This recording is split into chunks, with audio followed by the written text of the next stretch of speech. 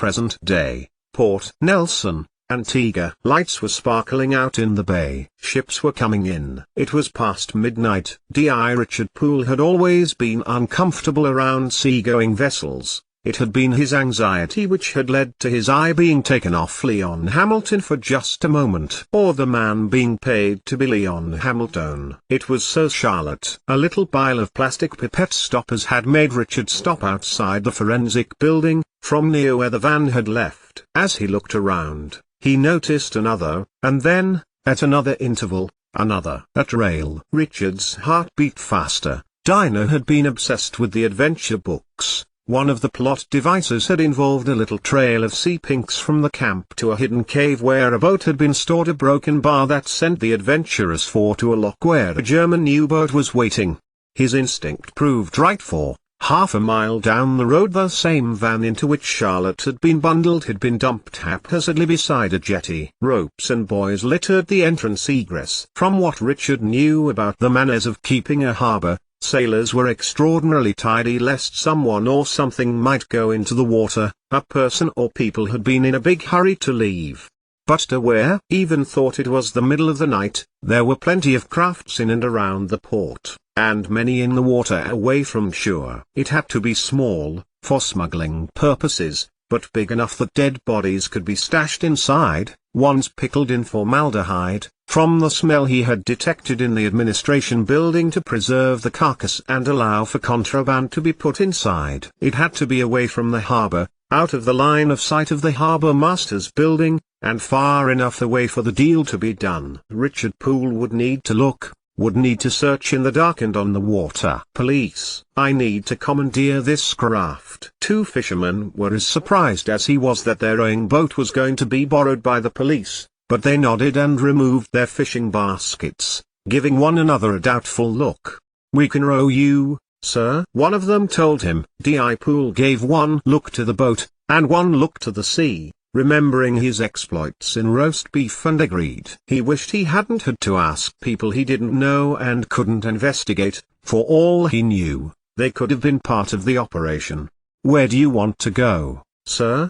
Asked one of the men. He was looking at Poole with a questioning eye. Of course, Richard thought he was delaying these men from their legitimate operations, fishing, presumably, from the smell of the boat. He reached into his pocket and found some Eastern Caribbean dollars. In the dull moonlight, Richard knew he must have hit true, that the amount was enough, but not too much. The second man nodded approvingly at the first as his friend put it away quickly into his pocket. I don't know yet, Richard told them, but I'll know when I see it. Something will be being brought aboard, away from the site of the coast, and it will be sailing south, to Guadeloupe, to the pathology lab, to pick up the bodies of those who had died, whose bodies had not been found for the second grisly part.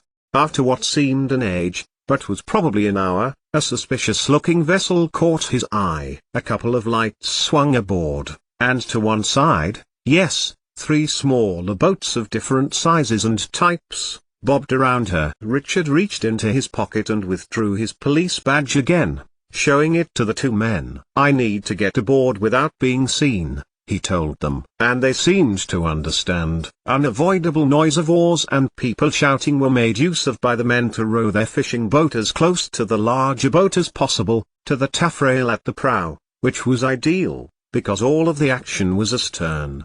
My thanks, Richard Poole told them. No, your country's thanks. These men are international terrorists, and you will have played your part in foiling their schemes. He nodded at two blank faces. Probably don't understand, he thought, missing the looks each man gave to one another as he awkwardly left their boat and climbed onto the other. After all the trouble we went to disguise our arrival, and he chooses then to make a speech a broken bar.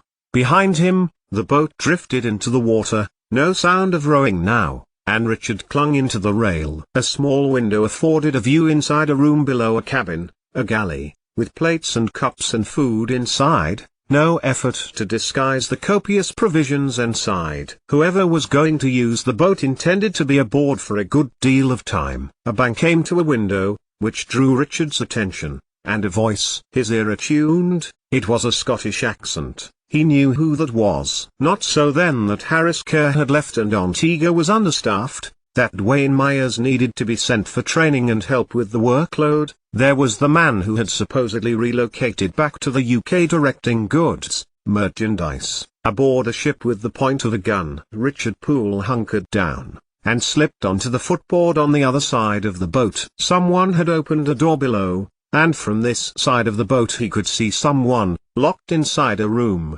still, head bowed. Charlotte. Richard could see she had been locked inside an inner room, and a broken bar. Kerr was banging on the window of the outer door. A man, presumably guarding her, was slumped, head on the inner door. A broken bar. Why were you brought here? Do you need help? The door burst open, and the slumped man slipped to the floor. Kerr was pointing his gun at Charlotte. Then, he approached her, one hand out, and grabbed her neck, shaking her like a fox might shake a rabbit. Panic filled Richard Poole's chest, but level-headedness brought him around. Kerr stopped and Charlotte fell away, any potential thought of escape extinct. And then the boat began to move. Suddenly, anchor was up and the diesel engine was engaged. From his vantage point, Richard saw 3 boats left in its wake, people aboard them moving around to begin their own departures as ropes were moved, as people spoke and shouted commands. Richard turned his watch over, south. That's where they were going. Guadeloupe, or Martinique. Guadeloupe was still his current theory, because of the pathology lab that Dr. John Gold, aka Mohammed Tariq, had been spending the last few weeks working in. Harris Kerr, now, he was a surprise. But there was the Saint Marie contingent that was also involved. D.I. Poole had written it all down, and put it inside his desk. A broken bar in case he didn't come back. A broken bar.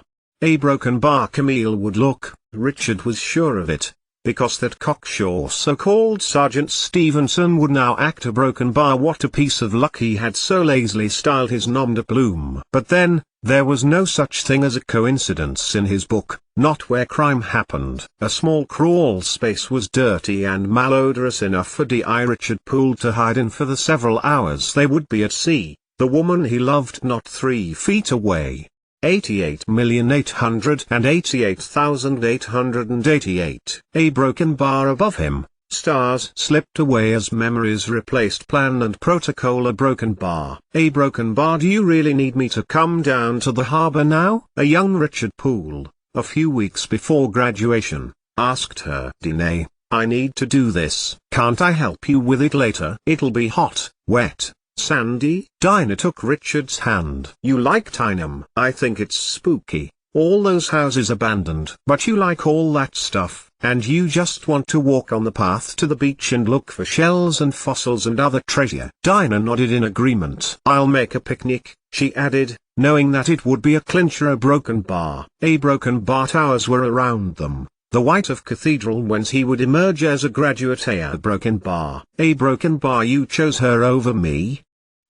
Those had been Angela Burkett's unspoken words. He didn't understand women. A few words exchanged on the first day in Cambridge, a meeting up after lectures, visits to local places of interest, evenings together, studying in the library. A broken bar. He had slowly fallen in love with Sasha Reid. A broken bar. It had been with neither of these women that Richard Poole had attended his graduation. Dinah Seven had been with him. Of course it had to be Dinah. A broken bar. You're just a stupid little girl, aren't you? A broken bar. That had been Angela. He had been in the bathroom. Dinah had been waiting for him. A broken bar. He doesn't like you, he told me. That was Dinah, blunt, straight to the point. Then, she had solved a problem for him. And though he should have spoken to Dinah about what she had said, what she had done, somehow, it slipped his mind. A broken bar. A broken bar. And now a broken bar. Now he has doubted her. But she had been true. A broken bar. Always a broken bar. And had sent him signs and symbols to tell him so. Broken bar. A broken bar. Getting so many times for nothing. A broken bar. How blind he had been that he had not recognized it all early. Or a broken bar.